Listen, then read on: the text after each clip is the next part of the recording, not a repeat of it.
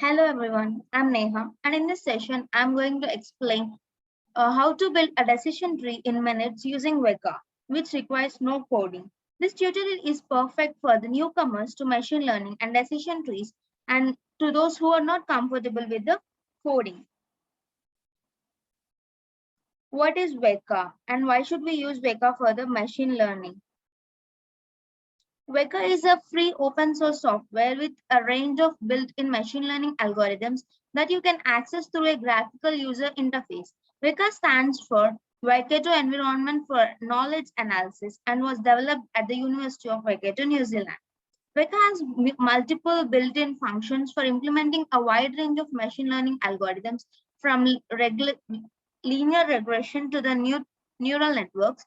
This allows you to deploy the most complex algorithms on our data sets in just a click of a button.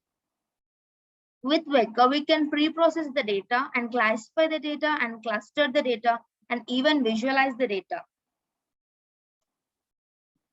The data set I have chosen is the iris.csv. The data set involves the predicting whether the class series given the measurements of the iris class. It is a multi-class classification problem. The number of observations for each class is balanced in the data set which I have chosen. There are 150 observations with 4 input values and 1 output variable. The input variables are the sepal length, sepal width, petal width in centimeters, and the output variable is the class, whether based on these 4 variables, it classifies into iris setosa, iris versicolor, and iris virginica. The baseline performance of predicting the most prevalent class is a classification accuracy of approximately 26%. Firstly, we'll open the Veka app.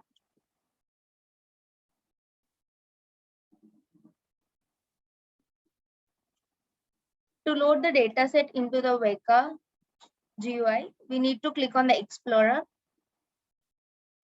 And for pre-processing the data, we need to load the dataset.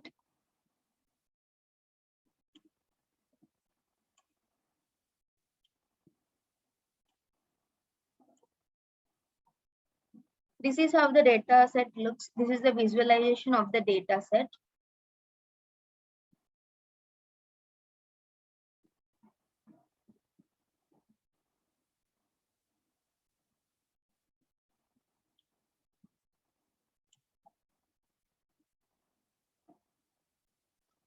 This is the visualization of the data set. We can view all the features in our data set on the left-hand side. Veka automatically creates the plots for our features, which will notice as we'll go through the features. We can click on this visualize all button to visualize all the plots together. This is for the ID, sepal length and sepal width, species, petal length and petal width.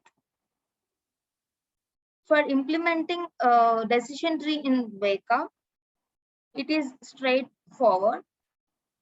We need to click on the classify and we need to choose, in this we need to choose in the drop down of trees, we need to choose REP tree, decision tree, and REP tree is a reduced error pruning tree.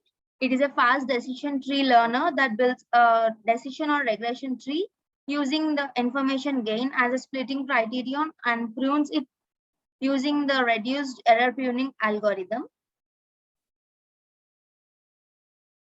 We can select the target feature from the drop down button. If we do not want to choose this, the Veka already automatically selects the last feature as target. In this species is the target, so we need to select the species, and the percentage split is specifies that how much of our data should be kept for training the classifier, and the rest of the data is used for the testing phase of the model to find the accuracy of the model. With cross-validation fold, we can create multiple samples or folds from the training data set. If we want to decide to create n folds, then the model is iteratively run n times, and each time one of the folds is held back for the validation, while the remaining n-1 folds are used for the training of the model.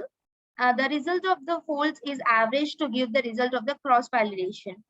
The greater number of cross validation folds we will use will get the better model. So this makes the model train on randomly selected data, which makes it more robust. And here again I've given it's 10 and 66% of percentage split.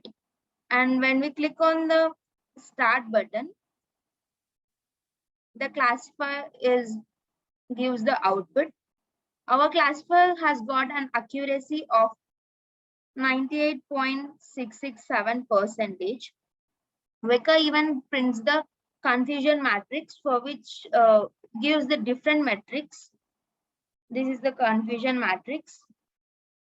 Decision trees parameters in Weka. Decision trees have a lot of parameters. We can tune those to improve our model's overall performance. There is a working knowledge of decision trees, which really plays a crucial role. We can access these parameters by clicking on the decision tree algorithm on the top. In this max depth, it determines the maximum depth of our decision tree. By default, it is -1, which means the algorithm will automatically control the depth, but we can actually manually tweak this value to get the best results of our data. No pruning. No pruning means to automatically cut back a leaf node that does not contain much information. This keeps the decision tree simple and easy to interpret. Number of folds. Number of folds, the specified number of folds will be used for pruning the decision tree. The rest will be used for the growing the rules. Minimum num.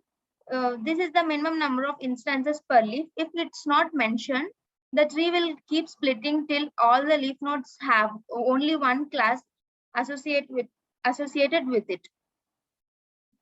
Visualizing your decision tree in Weka. Weka even allows us to easily visualize the decision tree built on our dataset. For that, we need to go to the result list section. In this, we need to right click on this and go to visualize it tree. This is how the decision tree will look like for our data. Interpreting these values can be a bit intimidating, but it's actually pretty easy. The values of the lines joining nodes represent the splitting criteria based on the values in the parent node feature. In the leaf node, the value before the parenthesis denotes the classification value, and the first value in the first parenthesis is the total number of instances from the training set in that leaf. The second value is the number of instances incorrectly classified in that leaf. The first value is the first value in the second parenthesis is the total number of instances from the pruning set in that leaf, and second value is the number of instances incorrectly classified in that leaf.